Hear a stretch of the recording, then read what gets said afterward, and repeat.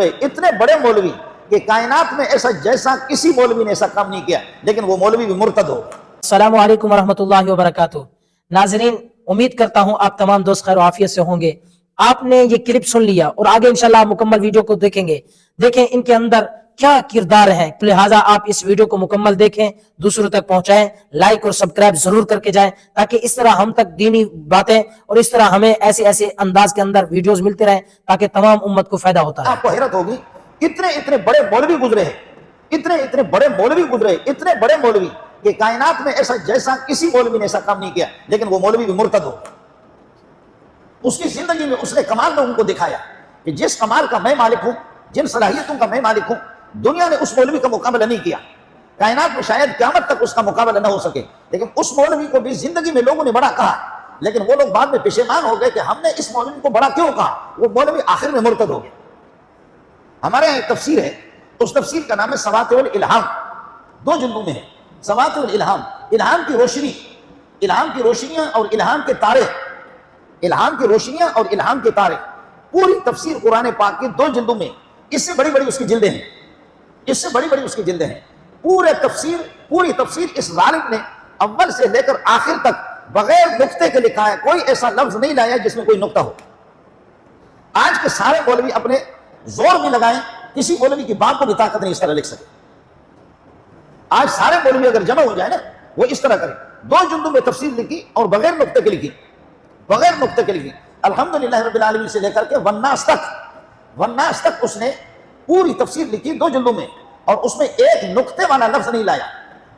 اس کو لوگوں نے کہا کہ دنیا کا ذہین انسان ہے، فیضی اس کا نام ہے، فیضی۔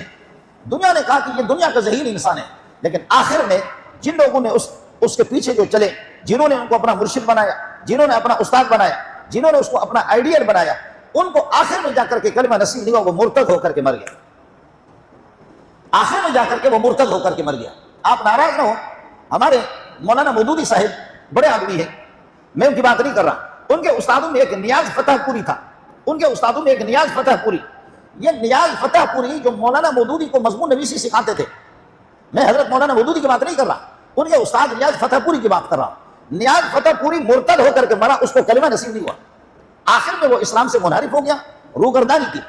تو ابن مسعود فرماتے من کان مستنن، جس آدمی کو کسی کی پیروی کرنی ہے فلیستن بمن قد مات، ان کی پیروی کرے جو اس دنیا میں مر چکے ہیں، اور یقینی طور پر، قطعی طور پر اور حتمی طور پر یہ معلوم ہو کہ ان کا انتقال، ان کا وصال ایمان پر ہوا ہے۔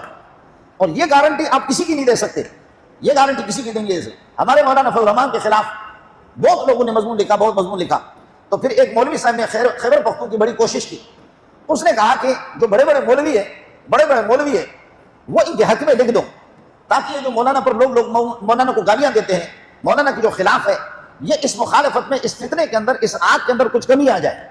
تو بڑے بڑے مولویوں سے مولانا فضل الرحمان کے حق میں لکھواتے رہے، میں نے بھی لکھ دیا، حالانکہ میں نے ناجائز کیا، لکھا تو شرعی طور پر مجھے لکھنے کی اجازت نہیں تھی۔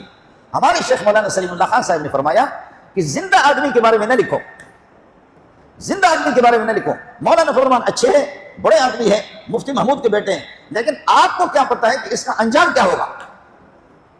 یہ بڑے لوگ تھے، بڑے لوگوں کی جو ہے نا، ان کا دماغ بھی کہنے لگے کہ ٹھیک ہے مولانا صحیح ہے، ایک عالم دین ہے، مفتی محمود کا بیٹا ہے، بڑے آدمی ہے، لیکن آپ اس پر لکھیں گے کہ ایسا ہے، ایسا بزرگ ہے، ایسا ہے، ایسا ولی اللہ، ایسا ہے، ایسا۔ آپ کو کیا پتا آج آپ کا مضمون چھپے گا اور آگے جا کر کے خدا جانے کہ فضل الرحمان کا انجام کیا ہوگا۔ یہ میں مسئلہ سمجھانے کے لیے عرض کر رہا ہوں۔ میں نے بھی لکھ دیا مولانا کی تعریف کی، کراچی کے مولوی نے بھی لکھ دیا، لیکن ہم شریعت سے ناواقف تھے، شریعت سے ناواقف ہو کر کے جن لوگوں نے لکھ دیا، لیکن شرعی طور پر مسئلہ یہی ہے کہ کسی کے بارے میں حتمی طور پر یہ کہہ دینا کہ یہ پکا بزرگ ہے، یہ ولی اللہ ہے، یہ کائنات کا آئیڈیل ہے، یہ سب سے اچھا انسان ہے، یہ اس کی گارنٹی آپ نہیں دے سکتے، اس کی گارنٹی آپ نہیں دے سکتے۔ گارنٹی جس پاکیزہ جماعت کی دی جا سکتی ہے وہ صحابہ کی جماعت، جس جماعت کی گارنٹی عجیب بات ہے۔ فرمایا کہ اولئک الذین امتحن اللہ قلوبہم بالتقوی، صحابہ کا امتحان، ہمارے طلبہ کا امتحان ہوتا ہے 6 ماہی 6 ماہی سالانہ، سال میں 3 امتحان لیتے ہیں، 3 امتحان، اور طلبہ ماشاءاللہ نقل بھی کرتے ہیں۔ ظاہر ہے کہ 2000 آدمی ہے، بعض اس قسم کے فراڈی ہوتے ہیں کہ وہ نقل کرتے ہیں، پرچہ نقل کرتے ہیں، ان میں صلاحیت نہیں ہوتی۔ آج کل موبائل میں ساری کتابیں آتی ہے، ممتحن امتحان کا نگرانی کرنے والا امتحانی نگرانی پہ آتا ہے، طالب علم اس کو ادھر کرتا ہے، موبائل کو طالب علم ادھر کرتا ہے، اور جب وہ نگران چلا جاتا ہے طالب علم اس کو اس طرح دیکھتا ہے۔ تو ہم لوگ تو بہت سے طلباء کو پاس بھی کرتے ہیں، ہم تو بہت سے طلباء کو پاس بھی کرتے ہیں اور بہترین نمبر بھی دیتے ہیں، لیکن وہ بھی فراڈی اور ہم بھی کمزور، وہ بھی فراڈی اور ہم بھی کمزور، اس لیے کہ وہ ناقل ہوتے نقل کرتے ہیں۔ لیکن جن کا امتحان خدا لے لے، جن کا امتحان خدا لے لے، وہ کیسے فراڈ کر سکتے ہیں؟ جن کا امتحان اللہ لے لے وہ فراڈ نہیں کر سکتے۔ ہمارے یہاں تو کبھی اس طرح بھی ہوتا ہے کہ ہم امتحان لیتے ہیں، طالب علم کہتے ہیں کہ استاد جی مجھے پخانہ لگ گیا، پیشاب لگ گیا ہے، تو ہم یہاں مسجد سے کہتے ہیں کہ جانے دو، جائیں پیشاب کے لیے۔ طالب علم کبھی اس قسم کے ظالم بھی کرتے ہیں کہ کتاب انہوں نے کسی غسل خانے میں رکھا ہے، باتھ روم اور غسل خانے آمنے سامنے ہیں، باتھ روم اور غسل خانے آمنے سامنے، تو کسی غسل خانے کے اوپر اس کتاب کو رکھا ہے اور جا کر کے دروازے بند کر کے کتاب کو دیکھ کر کے وہیں پر سوالات کا مطالعہ کر کے پھر حضرت واپس آ گیا کہ حضرت نے قضاء حاجت کی واپس۔ اس طرح ہم نے کئی طلباء کو پکڑا، اس طرح کئی طلباء کو پکڑا، یا موبائل کے اعتبار سے موبائل میں فراڈ کر کے طلباء میں یہ فراڈ ہو سکتا ہے۔ استاد کمزور ہے، استاد اناڑی ہے، استاد عالم الغیب ہے نہیں ہے، استاد کا تجربہ بھی نہیں ہے، استاد دھوکہ کھا سکتا ہے، لیکن اللہ کو کوئی دھوکہ نہیں دے سکتا، اللہ کو کوئی دھوکہ نہیں دے سکتا۔ اللہ کی جو ذات ہے وہ علیم بذات الصدور ہے، وہ علام الغیوب ہے۔ اس علام الغیوب کو کون؟ تو وہ علام الغیوب خود کہتا ہے کہ میں نے نبی کے شاگردوں کا امتحان محمد نے نہیں لیا، میں نے خود خدا نے لیا۔ اولئک الذین امتحن اللہ قلوبہم للتقوی لہم مغفرۃ واجر عظیم۔ ایڈوانس اور پیشگی پہلے سے بتا دیا، ان کا امتحان میں نے لے لیا، محمد کی محنت ہوئی ہے، محمد رسول اللہ کی تربیت ہوئی ہے، لہم مغفرۃ واجر عظیم، ان کی مغفرت کا فیصلہ میں نے کیا۔ اس لیے میرا نبی جو ہے نا وہ یقین کے ساتھ کہتے ہیں ابو بکر فی الجنہ، عمر فی الجنہ، عثمان فی الجنہ، علی فی الجنہ، طلحہ فی الجنہ، فلان فی الجنہ، فلان فی الجنہ۔ بس جی، استاد غضب کا ہے، استاد کی کامیابیت کو دیکھ کر کے شاگرد کا جب انتقال ہوتا ہے، شاگرد پتہ نہیں کس قسم کا ہے، آپ فرماتے کہ ھذا الذی تحرک لہ العرش، ارے تمہارے ساتھی کے انتقال پر آسمان حرکت میں آ گیا۔ سعد بن معاذ رضی اللہ تعالیٰ عنہ حضرت کے شاگرد کے صحابی ہیں، فرمایا ھذا الذی تحرک لہ العرش، ھذا الذی مات، جس کا انتقال ہو گیا ہے تمہیں پتا ہے کہ یہ کون ہے؟ تحرک لہ العرش، عرش حرکت آ گیا، عرش بھی اس پر رو رہا ہے، آسمان بھی اس پر رو رہے ہیں۔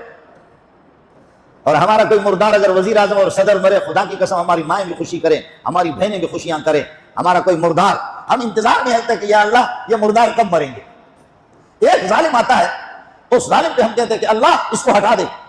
ایک ظالم آتا ہے، ہم انتظار میں رہتے ہیں، بے کس بے سہارا مظلوم قسم کے خواتین، کہ اللہ اس ظالم کو ہٹا دے۔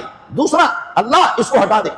رب ادخلنی مدخل صدق واخرجنی مخرج صدق واجعلنی من لدنک سلطانا نصیرا، خدا اپنے ہاں سے ہمارے لیے کوئی مدد کر دو، کن ظالموں کو ہم پر مسلط کر۔ ربنا اخرجنا من هذه القرية الظالم اهلها واجعل لنا من لدنک ولیا واجعل لنا من لدنک نصیرا۔ اور خدا کے جو نافرمان قسم کے ہوتے ہیں تو قرآن نے خود کہا کہ جب وہ مرتے ہیں تو آسمان بھی خوش ہوتا ہے، آسمان نہیں روتا۔